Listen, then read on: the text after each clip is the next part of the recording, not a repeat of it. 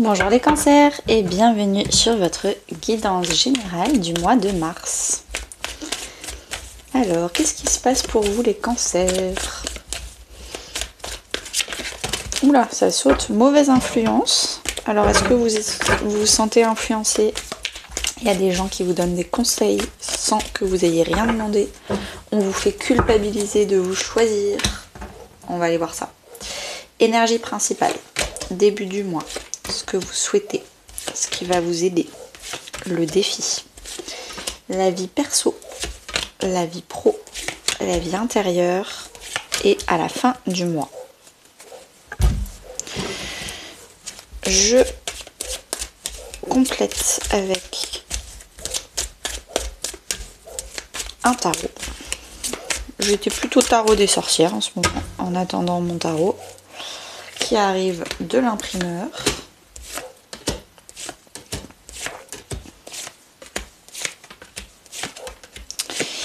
Alors, qu'est-ce qu'on a pour vous les cancers? On a encore la roue de fortune, elle est sortie sur pratiquement tous les signes. Combien d'arcanes majeures?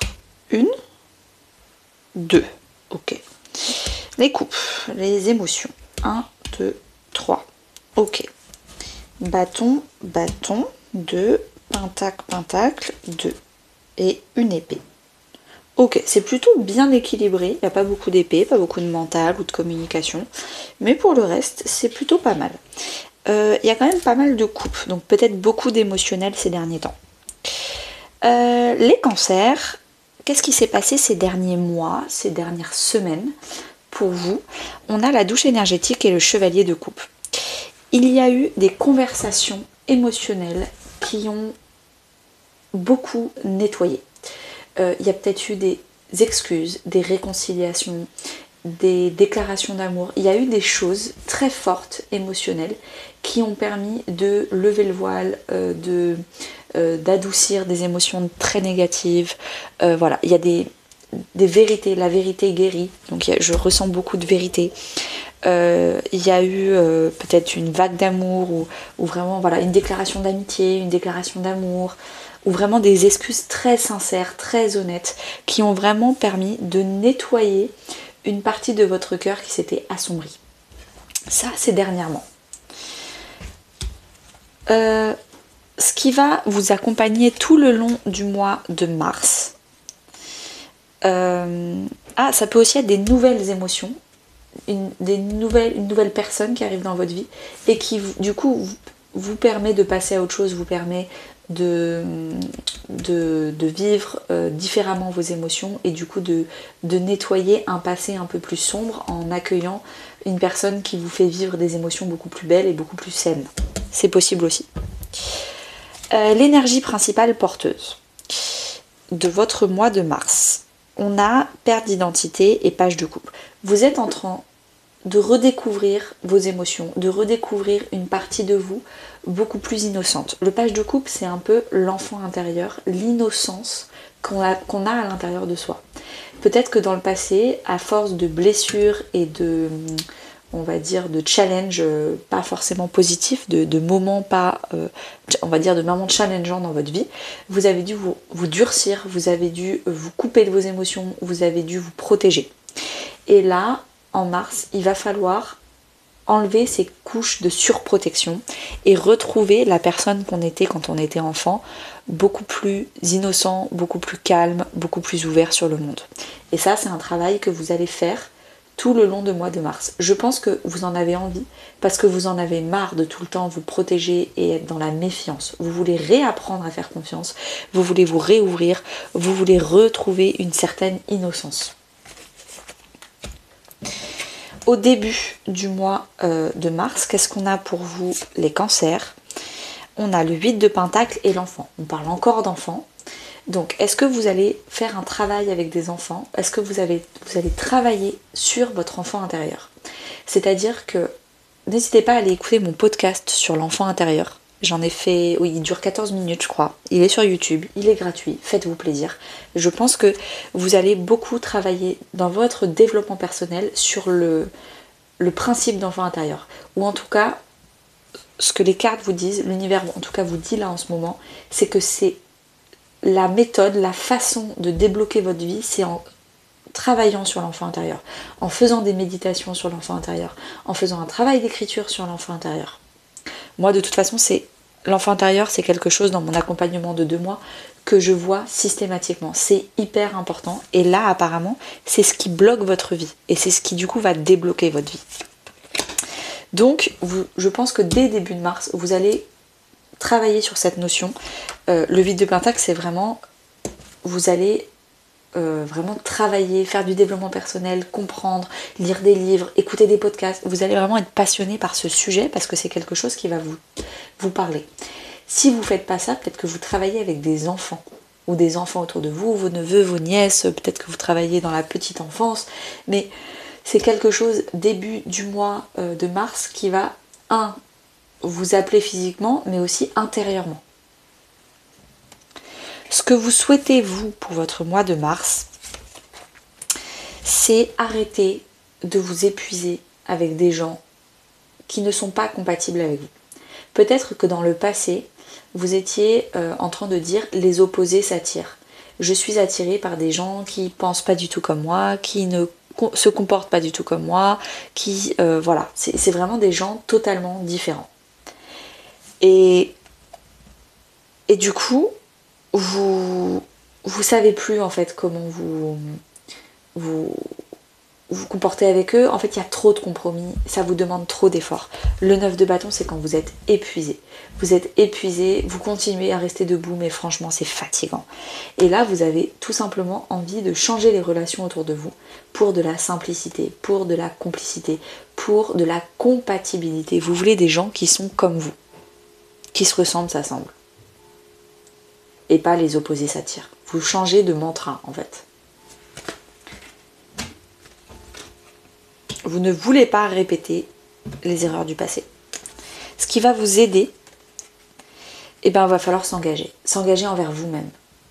Donc arrêtez de faire plaisir aux autres ou autres. Vous reconnectez à vous, votre cœur, et écoutez ce que lui, il a envie. Vous culpabilisez, vous trouvez nul, il y a une notion intéressante. Je finis mon message et après je vous dis un autre message. Peut-être que vous culpabilisez quand vous n'étiez pas en train de vous sacrifier pour les autres, quand vous n'étiez pas tout le temps en train de faire des compromis, quand vous n'étiez pas en train de tout le temps être loyal à outrance, alors que les gens, eux, ne faisaient pas autant d'efforts que vous en faisiez.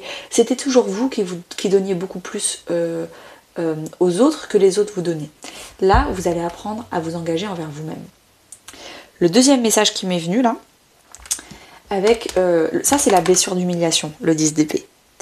Et donc du coup, je pense que quand il y avait des gens qui étaient bien, qui étaient vraiment...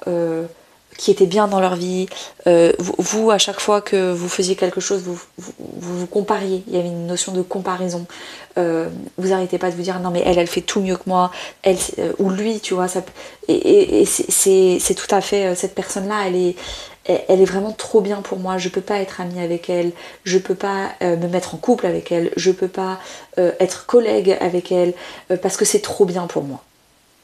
Et là, avec cette carte de l'engagement, ce qui va vous aider, c'est vous dire, si c'est trop bien, si ça me fait briller la rétine, si dans mon rêve les plus fous, je voudrais un groupe d'amis où vraiment ça a l'air trop bien d'être amie avec eux, ou ça a l'air trop bien d'être en couple avec cette personne, si ça me fait peur tellement c'est beau, faut que j'y aille. C'est que je le mérite, et c'est que moi-même je vais faire des efforts de développement personnel pour être à leur hauteur. Et ensemble on va se tirer vers le haut. Mais je ne vais pas fuir ce qui me fait peur parce que ça brille trop. Je veux briller comme eux. Je veux apprendre à briller comme eux. Et quoi de mieux que d'être entouré de personnes brillantes et rayonnantes pour moi-même apprendre à briller et à rayonner. Ah non, il faut que je fasse le contraire. Hop. Le défi. Le défi, c'est qu'il y a encore des personnes qui ne sont pas rayonnantes et qui vous tirent vers le bas en vous disant non mais reste avec moi, t'es pas loyal, t'es pas un ami, si t'es pas là pour moi, blablabla. Bon, le défi, ça va être de partir, d'aller voir autre chose. Le monde, c'est l'étranger.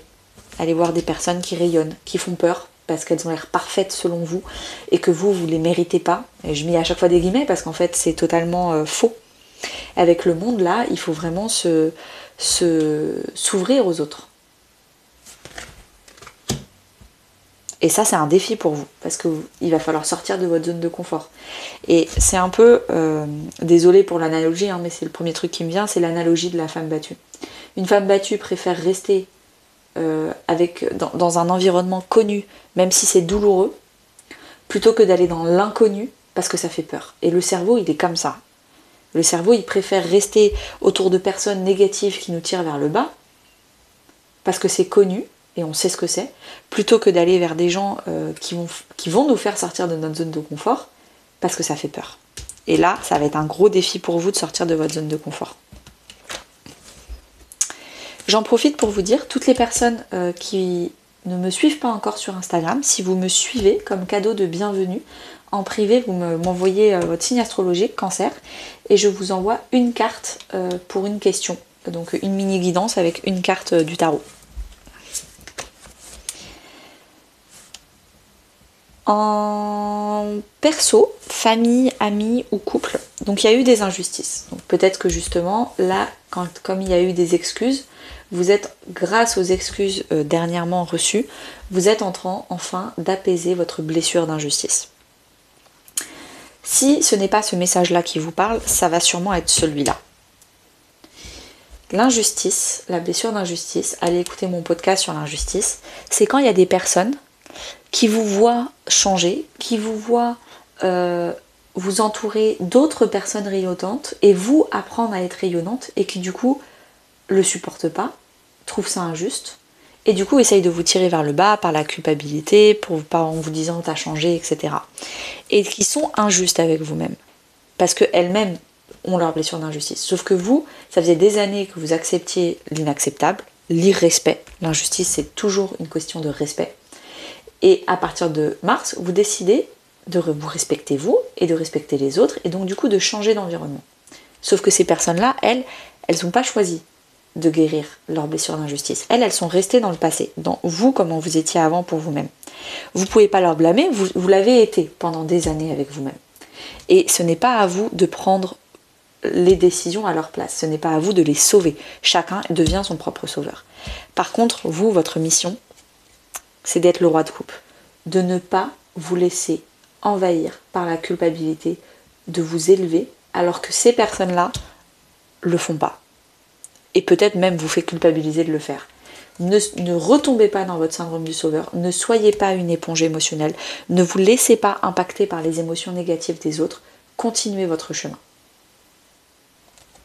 C'est hyper important.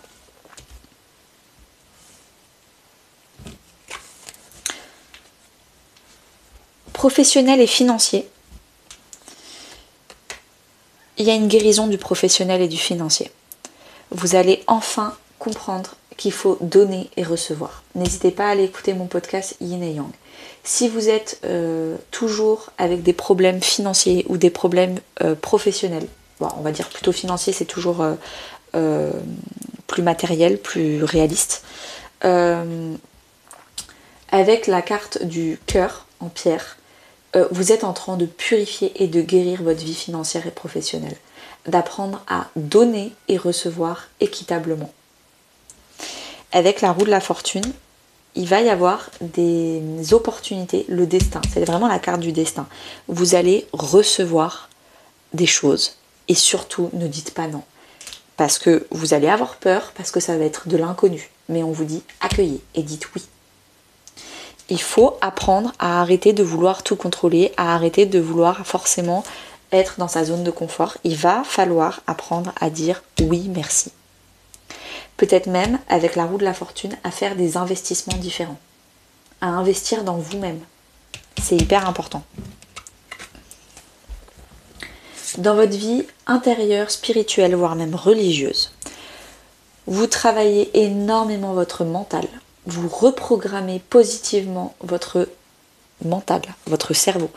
Parce que vous avez été traumatisé et là, vous êtes en train de reprendre le contrôle sur vos émotions, et redonner de la confiance en vous, redonner de la confiance aux autres.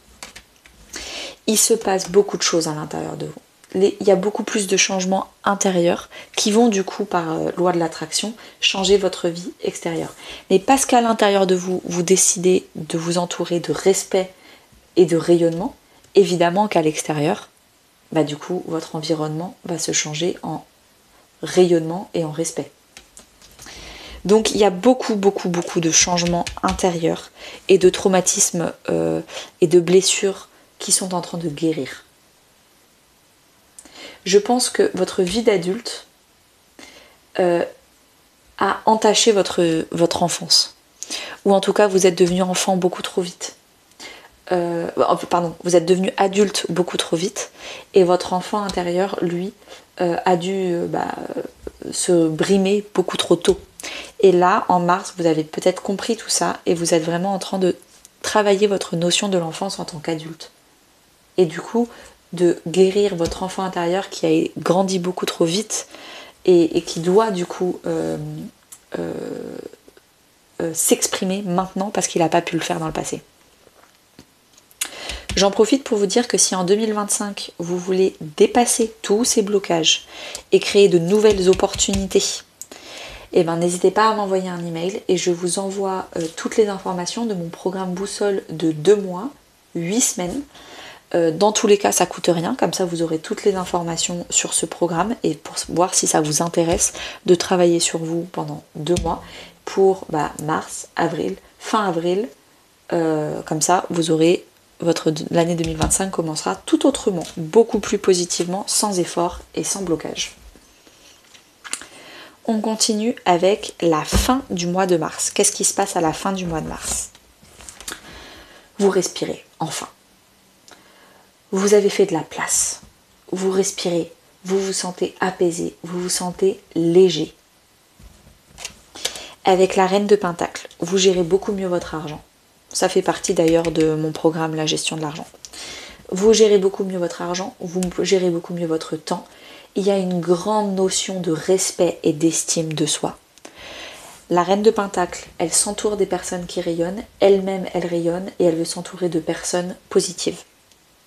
C'est la carte de l'estime de soi, elle fait attention à elle-même, elle passe plus de temps dans la salle de bain, elle fait attention à s'entourer, acheter des choses qui ont de la valeur autour d'elle. Elle arrête de toujours prendre le minimum, acheter le moins cher, s'entourer de personnes qui sont les moins pires. C'est fini tout ça. C'est fini. Et le fait d'enfin vous respecter et vous estimer à votre juste valeur, ça vous fait respirer, ça vous fait grandir, ça vous fait vivre autrement. Hyper intéressant les cancers. J'espère que cette guidance vous aura plu. Je vous souhaite à tous une très très belle journée et à bientôt.